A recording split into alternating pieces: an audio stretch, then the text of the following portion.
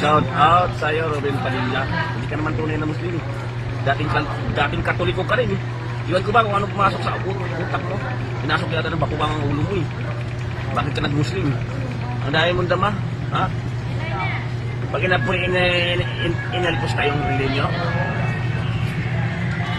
magpapakamatay kayo dahil sa reliyon nyo, sa tarantaduhan.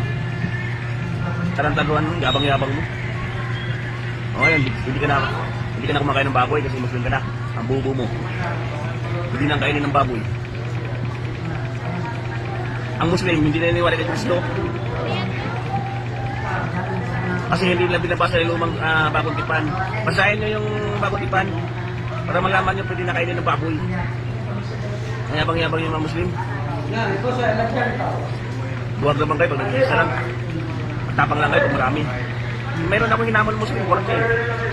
Buwag kayo sa gasolinahan. 1995 ba yun? Ako pampatindan ako ng gasolinahan.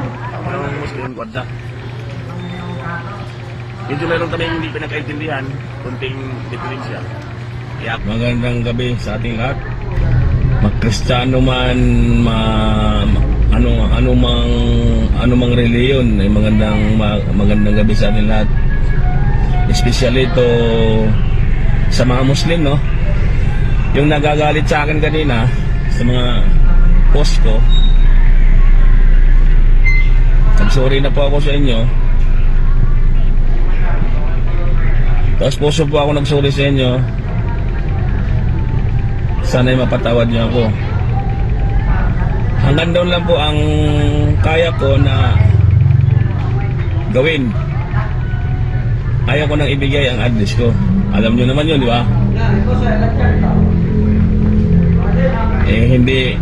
Hindi ko alam kung anong laman ng isip niyo. Kung hindi kayo satisfied sa pagsusuri ko, gusto nyo pang hingin yung address ko, sorry po, hindi ko po maibibigay. Siyempre, dinipinsahan ko din yung pamilya ko.